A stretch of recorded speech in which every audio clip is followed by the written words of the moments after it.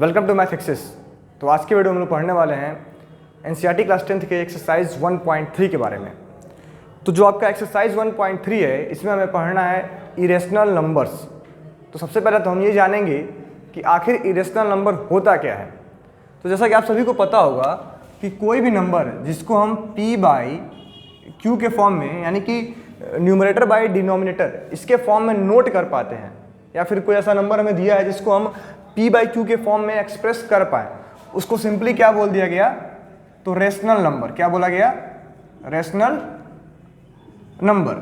ठीक है, यानी कि अब जो नंबर p बाई क्यू के फॉर्म में लिखा जा सकता है, अगर उसको हम रेशनल नंबर कह रहे हैं, तो इसके डिफिनेशन से हमें पता चल जाएगा कि कोई भी नंबर जिसको हम p बाई क्यू के फॉर्म में, यानी कि कोई ऐसा नंबर हमें मिल जाए जिसको हम p बाई क्यू के फॉर्म में एक्सप्रेस नहीं कर पाए, ठीक है, यानी कि p बाई क्यू के फॉर्म में उसको हम चेंज नहीं कर पाए, उसको हम बोलते हैं इरेशनल नंबर्स। क्या बोलते हैं? Simply irrational number. ठीक है, तो ऐसे बहुत सारे नंबर्स हैं जो क्या हैं कि इरेशनल हैं, जिनको हम कभी भी p बाई क्यू के फॉर्म में एक्सप्रेस नहीं कर सकते हैं। तो ऐसे नंबर्स को सिंपली बोल दिया गया इरेशनल नंबर्स। ठीक है, तो हमें एक्सरसाइज 1.3 में इन्हीं के बारे में पढ़ना है कि आखिर इरेशनल नंबर क्या होते हैं, और अगर कोई नंबर हमें दिया जाए तो उसे हम इरेशनल नंबर कैसे प्रूफ करेंगे। तो एक्सरसाइज 1.3 स्टार्ट करने से पहले हम लोग पहले जानेंगे कि हमारे बुक में हमें थ्योरम दिया गया है, थ्योरम 1.3। उसका मतलब क्या है? जो आपका थ्योरम 1.3 है, इसको कहा जाता है फंडामेंटल थ्योरम ऑफ अर्थमेटिक्स।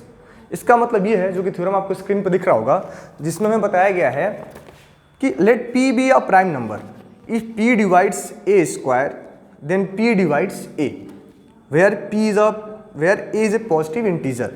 इसका मतलब ये दिया गया है कि हमें सिंपली ये कहा जा रहा है कि अगर एक p एक प्राइम नंबर हो और p क्या कर रहा है कि a स्क्वायर को डिवाइड कर रहा है, a स्क्वायर को अगर डिवाइड कर रहा है तो 100% क्लियर है कि जो p है वो a को भी डिवाइड करेगा। इसका मतलब ये है कि हम ऐसे समझ सकते हैं कि 3 क्या है? 3 एक प्राइम नंबर है, और 3 क्या कर रहा है कि 6 के स्क्वायर यानी 36 को डिवाइड कर रहा है।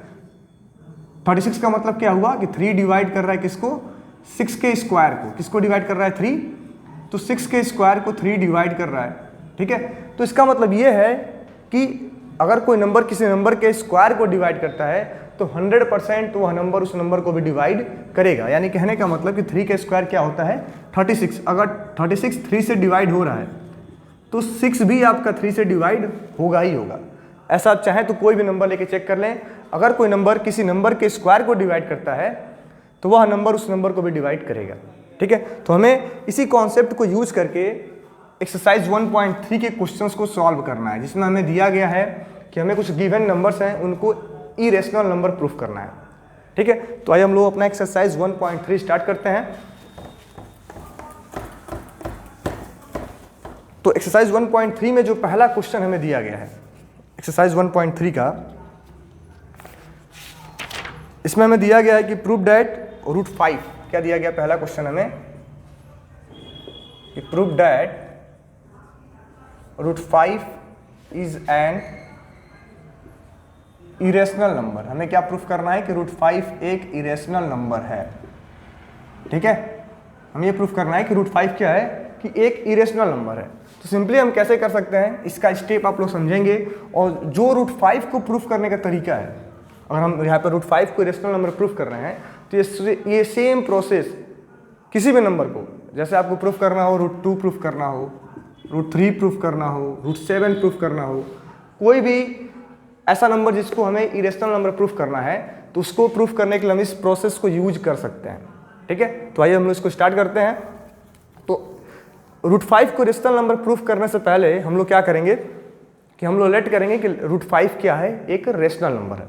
हम लोग क्या लेट करते हैं कि लेट और √5 बी अ रेशनल नंबर। क्या मान लेते हैं कि √5 क्या है? एक रेशनल नंबर है। ठीक है, तो अगर √5 एक रेशनल नंबर है तो क्या होगा? ठीक है, हमने क्या लेट किया कि लेट 5 एक रेशनल नंबर है। ठीक है, then it can be expressed in the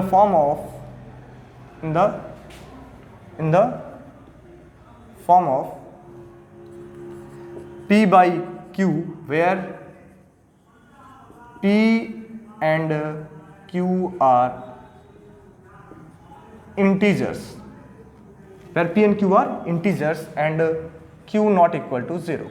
ठीक है, हमने क्या कहा कि हमने मान लिया कि √5 क्या है, एक रेशनल नंबर है। इसका मतलब इसको हम p अपॉन q के फॉर्म में लिख सकते हैं, जहाँ पे p एंड q क्या होंगे, इंटीजर होंगे और q नॉट इक्वल टू 0 होगा। इसका मतलब ये हुआ कि √5 इज इक्वल टू क्या होगा, तो p अपॉन q।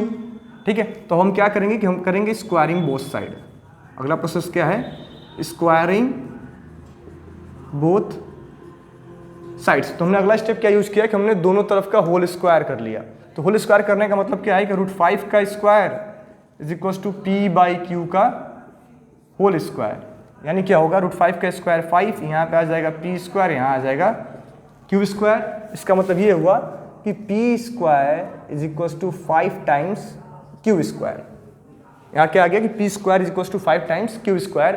तो इस स्टेटमेंट का मतलब ये है कि जो 5 है वो किसको डिवाइड कर रहा है, p स्क्वायर को। हम क्या लिखेंगे कि 5 divides p square, then 5 divides p also. ठीक है, इसको इक्वेशन हम 1 मान लेंगे। अब ये कैसे है, तो मैंने आपको भी बताया फंडामेंटल थ्योरम ऑफ अर्थमेटिक। उसमें क्या होता है कि अगर कोई नंबर किसी नंबर के स्क्वायर को डिवाइड करता है तो वह नंबर 100% उस नंबर को भी डिवाइड करेगा, क्योंकि 5 p स्क्वायर को डिवाइड कर रहा है, इसका मतलब 5p को भी डिवाइड करेगा। ठीक है, तो यहाँ तक कंप्लीट करने के बाद हम क्या करेंगे कि लेट क्या लेंगे कि let p is equal to 5m।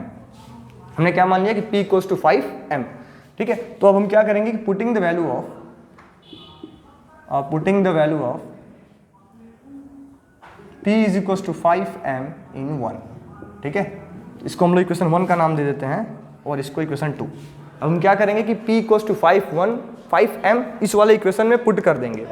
तो क्या होगा, 5m का whole square is equal to 5 times q square, यानी क्या हो जाएगा, 5m का स्क्वायर क्या होता है, 25m square is equal to 5 times q square. इसका मतलब ये हुआ q square is equal to 5 के टेबल में 25 कितने बार में कैंसिल हो जाएगा, तो 5 टाइम्स में, यानी q square is equal to 5m।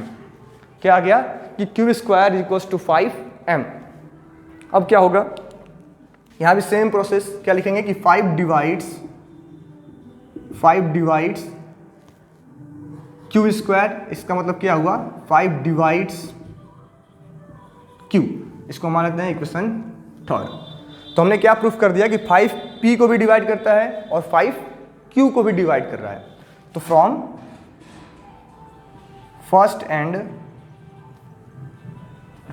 Second and third p and q have same common factor 5। क्या प्रूफ हो गया कि from second and third p and q have same common factor 5। और यहाँ पे आप लोग लिख लेंगे, क्या लिखा गया कि p and q are integers and q not equal to 0 and having, यहाँ पे लाइन नोट कर लेंगे, and having no common factor. ये डिफिनेशन है रेशनल नंबर का। ठीक है, कि कोई भी नंबर को अगर हम रेशनल नंबर लेट कर रहे हैं तो उसको हम p बाई क्यू के फॉर्म में लिख पाएंगे, जहाँ पे p एंड q क्या होंगे, इंटीजर होंगे, and q not equal to 0 होगा और उनमें कोई कॉमन फैक्टर नहीं होगा। यानी कहने का मतलब p एंड q क्या होंगे, बोथ आर को प्राइम्स। को प्राइम क्या होता है कि ऐसे नंबर जिनमें कोई भी कॉमन फैक्टर ना हो। तो यहाँ क्या आ गया कि from second and third p and q have same common factor 5। This contradict क्या हो गया कि this contradicts that p and q have no common factor। यानी ये क्या कर रहा है कि जो हमने कहा था कि p और q में क्या होंगे, हैविंग नो कॉमन फैक्टर, उसको ये क्या कर रहा है, कंट्राडिक्ट कर रहा है। कंट्राडिक्ट का मतलब क्या होता है, उसको ये गलत साबित कर रहा है, क्योंकि हमें क्या मिल गया है, 5 कॉमन फैक्टर मिला है। हेंस हम क्या लिखेंगे, hence √5 is an irrational number। अब जैसे हमें क्या मिल गया, कंट्राडिक्ट मिल गया ना, इसका मतलब ये प्रूफ हो गया कि जो √5 है वो क्या है, एक इरेशनल नंबर है। तो इस तरीके से हम किसी भी नंबर को, चाहे वो √7 हो, √3 हो, √2 हो, √6 हो, सबको हम लोग इस प्रोसेस से इरेशनल नंबर प्रूफ कर सकते हैं। ठीक है, तो ये तरीका होता है किसी भी नंबर को इरेशनल नंबर प्रूफ करने का। बस सेम सारे स्टेप सेम चलेंगे, बस जो है नंबर दिया गया है वो नंबर चेंज हो जाएगा, यहाँ का नंबर चेंज होगा, फिर यहाँ पे यहाँ के जो डिजिट हैं ये भी चेंज हो जाएंगे। बाकी आप कोई भी क्वेश्चन सॉल्व करें, चाहे आप √6 को प्रूफ करें इरेशनल, √7 को करें, √8 को करें, सॉरी √5 को करें, √2 को करें, इन सभी को इरेशनल नंबर प्रूफ करने का सेम प्रोसेस होता है। ठीक है, तो इस तरीके से हम किसी को भी इरेशनल नंबर प्रूफ कर सकते हैं। अब जो नेक्स्ट क्वेश्चन है वो है आपका क्वेश्चन नंबर एक्सरसाइज 1.3 का क्वेश्चन नंबर 2। इसमें हमें दिया है कि prove that 3 + 2√5 is an irrational number. तो देखिए हम इसको कैसे कर पाएंगे। तो हमें पता है कि जो √2 होता है वो क्या होता है, एक इरेशनल नंबर है। ये आप सभी को पता होगा कि जो भी रूट के नंबर, जो भी स्क्वायर रूट वाले नंबर या फिर क्यूब रूट वाले नंबर जिनको हम स्क्वायर रूट या फिर क्यूब रूट से बाहर नहीं कर पाएंगे, उनके ऊपर से हम स्क्वायर रूट को नहीं हटा सकते हैं, वो सभी नंबर क्या होते हैं, इरेशनल नंबर होते हैं। तो हम इसी को यूज करेंगे इस क्वेश्चन को सॉल्व करने के लिए। इसमें हमें क्या दिया गया है क्वेश्चन नंबर 2 में कि 3 + 2√5 को हमें क्या प्रूफ करना है, इरेशनल नंबर। ठीक है, यह है आपका क्वेश्चन नंबर 2, ये हमें प्रूफ करना है। ठीक है, तो हम यहाँ भी क्या करेंगे, हम यहाँ पे इसको रेशनल लेट कर लेंगे। क्या करेंगे कि let 3 + 2√5 be a rational number. क्या मान लेंगे कि एक रेशनल नंबर है, रेशनल नंबर। ठीक है, तो क्या हो जाएगा कि जब इसको हमने रेशनल मान लिया है, then it can B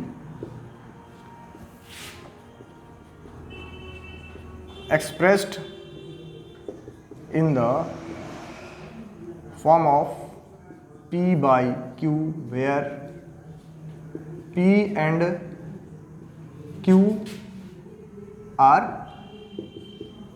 integers and Q not equal to 0. ठीक है, and Q not equal to 0 and P and Q have no common factor, and पूरा लिखेंगे and P and Q have no common factor। हम क्या लिखेंगे कि जो P and Q है दोनों में कोई भी कॉमन फैक्टर नहीं होगा। ठीक है, यानी कि 3 + 2 × √5 = P/Q। अब थोड़ा सा अगर हम लोग क्वेश्चन में चेंज करें तो इसको हम ऐसा लिख सकते हैं 2 × √5 = P/Q - 3। ठीक है, यानी अब हमने क्या किया कि 3 का जो साइड था हमने चेंज कर दिया, ये प्लस में था तो क्या हो जाएगा -3। यानी इसको हम लिख सकते हैं कि 2 × √5 = Q, हमारा एलसीएम P - 3Q, यानी √5 = क्या हो जाएगा, तो P - 3Q में 2 × Q। ठीक है, तो हमने क्या शो कर दिया कि जो √5 हो किसके बराबर है, P - 3Q/2Q। तो since P/Q are rational number, then P - 3Q/2Q is also a rational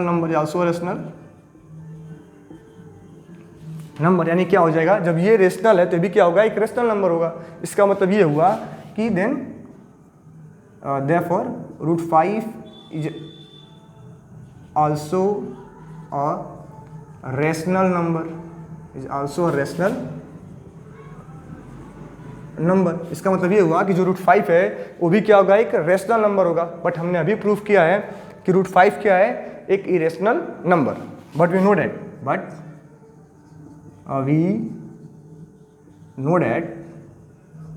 √5 is an irrational number, but we know that √5 is an irrational number। ठीक है, यहाँ तक क्या प्रूफ हुआ कि हम जानते हैं कि जो √5 है क्या है, एक इरेशनल नंबर है। Therefore our assumption is wrong,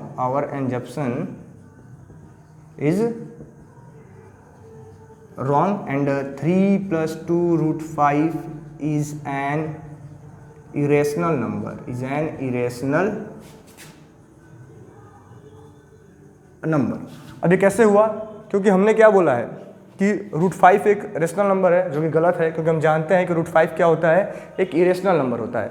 तो मैंने आपको बताया कि क्या हुआ, क्या our assumption is wrong and 3 + 2√5 is an irrational number. अब ऐसा क्यों हो रहा है? क्योंकि कभी भी कोई भी रेशनल और इरेशनल नंबर आपस में इक्वल नहीं हो सकते हैं, इसलिए जो हमने माना है कि यह एक रेशनल नंबर है, वो गलत है, और ये क्या है, एक इरेशनल नंबर है। तो इस तरीके से हम लोग क्वेश्चन नंबर 2 को सॉल्व करेंगे। देन जो अपना अगला क्वेश्चन है क्वेश्चन नंबर 3। अब क्वेश्चन नंबर 3 में हमें 3 पार्ट दिए गए हैं। क्वेश्चन नंबर 3 में जो हमसे पहला क्वेश्चन पूछा जा रहा है, इसमें हमें दिया गया है कि prove that 1/√2 is an irrational number. हमें पहले क्या प्रूफ करना है कि जो 1/√2 है वह एक इरेशनल नंबर है। क्वेश्चन नंबर 3 में हमें 3 पार्ट दिए गए हैं। पहला दिया गया है 1/√2, दूसरा दिया गया है 7 × √5 एंड तीसरा दिया गया है 6 + √2, 6 + √2। हमें प्रूफ करना है कि ये क्या है, एक इरेशनल नंबर्स है, एक इरेशनल नंबर। तो जो है आपका ये क्वेश्चन है, सेम क्वेश्चन नंबर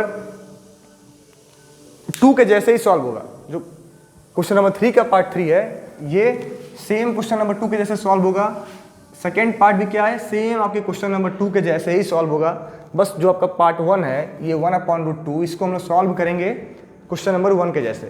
ठीक है, तो क्वेश्चन नंबर 1 को हमने कैसे सॉल्व किया था कि पहले हम लोग क्या मानेंगे कि 1/√2, ये देखिए मैं डायरेक्ट लिख रहा हूँ, बाकी स्टेटमेंट आप लोग खुद ही लिख लेंगे। पहले हम क्या लेट करेंगे कि 1/√2 क्या है, एक रेशनल नंबर है। अब जब 1/2 एक रेशनल नंबर है तो इसको हम क्या लिख पाएंगे, p/q के फॉर्म में लिख पाएंगे। ठीक है, जहाँ पे p एंड q क्या होंगे, तो यह आपके इंटीजर्स होंगे और इनमें कोई कॉमन फैक्टर नहीं होगा। सेम जो आपका क्वेश्चन नंबर 1 का स्टेटमेंट है, जो मैंने आपको लिखवाया था कि लेट करेंगे कि 1/√2 क्या है, एक रेशनल नंबर है। तो अगर ये रेशनल नंबर है जिसको हम p/q के फॉर्म में एक्सप्रेस कर पाएंगे, तो हमें सेम स्टेटमेंट लिखना है। ठीक है, तो मैंने क्या कहा कि उतना लिखने के बाद, उतना नोट करने के बाद 1/√2 क्या होगा, तो p/q के फॉर्म का होगा।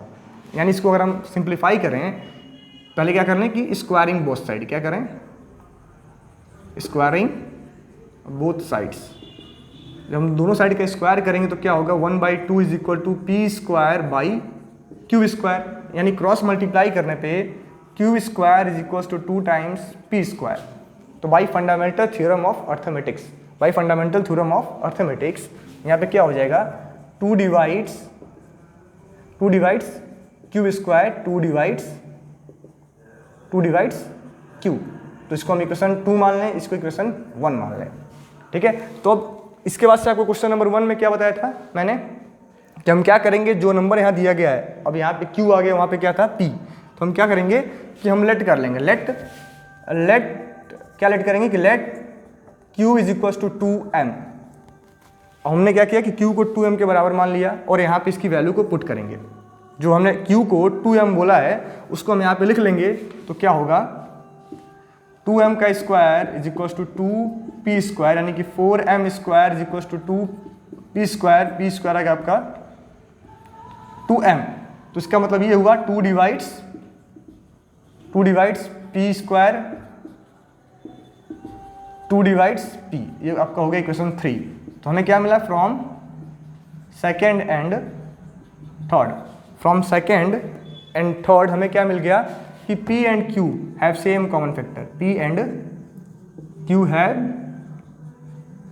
Same common factor 2। हमें क्या मिल गया कि p और q का दोनों का क्या है, सेम कॉमन फैक्टर है जो कि 2 है। लेकिन हमने स्टार्टिंग में लिखा है, अपने डिफिनेशन में लिखा है कि p एंड q में कोई कॉमन फैक्टर नहीं होना चाहिए, इसलिए हमने जो माना है उसको क्या कर रहा है, कंट्राडिक्ट कर रहा है, यानी उसको ये गलत साबित कर रहा है। इसका मतलब ये है कि 1/√2 क्या है, एक इरेशनल नंबर है। तो इस तरीके से हम लोग इसका स्टेटमेंट लिखेंगे। आप लोग इसका सॉल्यूशन का प्रोसेस देख लें और जो आपका अपना स्टेटमेंट है उसको आप लोग क्वेश्चन नंबर 1 के अकॉर्डिंग ही लिखें। ठीक है, तो देन क्वेश्चन नंबर 3 का जो पार्ट सेकेंड है, इसको हम लोग कैसे सॉल्व करेंगे, तो ये सॉल्व होगा सेम कैसे, क्वेश्चन नंबर 2 के जैसे ही। हम लोग क्या मान लेंगे इसको कि हम बोलेंगे कि क्या है कि क्या लिखेंगे, let 7/√5 is a rational number, अब क्योंकि रेशनल नंबर है, इसका मतलब क्या है अब बाकी जो आगे का स्टेटमेंट है उसको आप लोग लिख लेंगे कि लेट करेंगे, let 7/5 is a rational number, then it can express in the form of p by q where p and q are integers and q not equal to 0 and p and q have no common factor. तो ये सारा statement इसमें भी लिखना है। इतना लिखने के बाद क्या होगा कि जब यह रेशनल नंबर है तो 7/5 इज इक्वल टू क्या हो जाएगा, p by q, इतना हो जाएगा। अब जब ये p by q हो जाएगा तो √5 इज इक्वल टू क्या आएगा, p/7q। बस करना कुछ नहीं है, 7 का साइड चेंज कर देना है, ठीक है। अब क्योंकि p by q क्या है, p by q is a rational number, is a rational number, p by q is a rational number, then p/7q is also a rational number, is also a rational number, ठीक है, is also a rational number. तो यहाँ से हमें क्या मिलेगा, therefore √5 is also a rational number, is also a rational number. यहाँ से हमें क्या मिल गया कि जो √5 है ये भी क्या हो जाएगा, एक रेशनल नंबर हो जाएगा। लेकिन हमको पता है कि √5 क्या होता है, एक irrational number, but we know that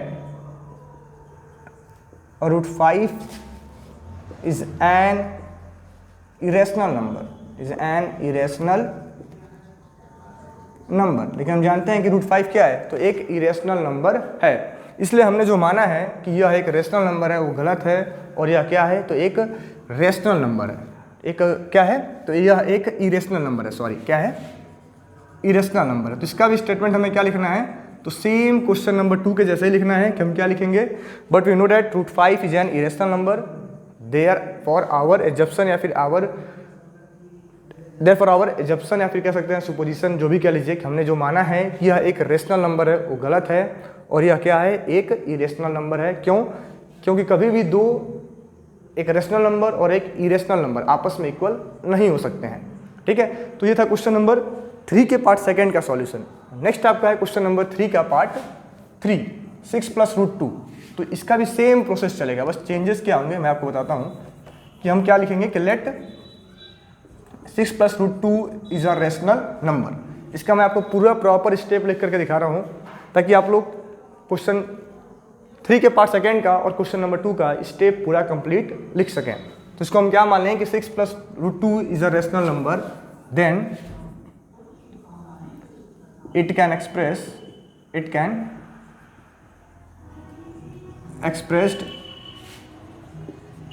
in the form of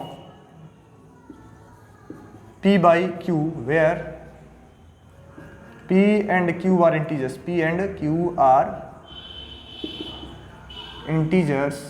and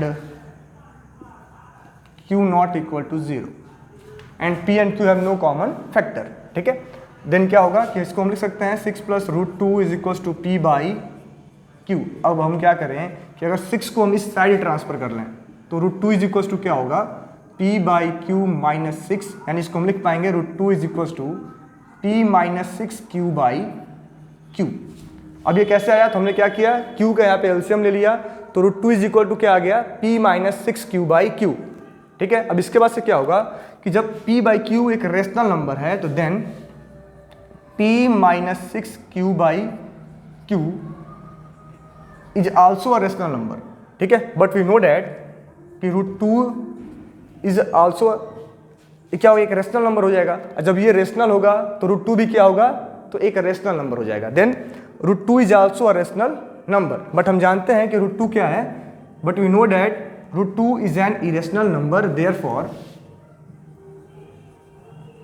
our assumption is wrong, ठीक है। therefore our assumption is wrong and 6 + √2 is an irrational number,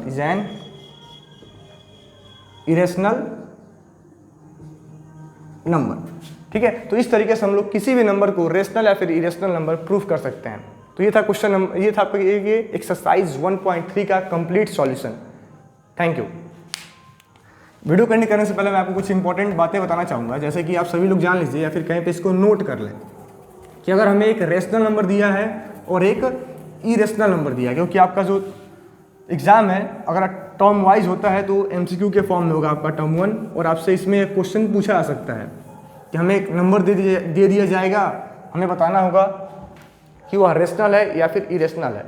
तो हमें नोट क्या करना है कि अगर एक नंबर रेशनल है और दूसरा नंबर इरेशनल है, ठीक है, एक नंबर क्या है रेशनल, दूसरा क्या है इरेशनल, तो दोनों का सम अगर हमें 2 एक रेशनल नंबर है और √2 क्या है एक इरेशनल नंबर है, पहला रेशनल दूसरा क्या है इरेशनल, इन दोनों का सम अगर हम करते हैं तो हरदम क्या मिलेगा, हमें एक इरेशनल नंबर मिलेगा।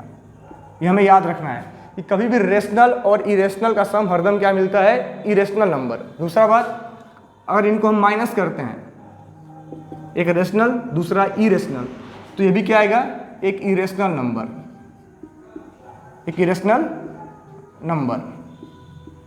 मल्टीप्लाई करें तभी भी इरेशनल आएगा और डिवाइड करेंगे तभी भी क्या आएगा, इरेशनल आएगा। Thank you.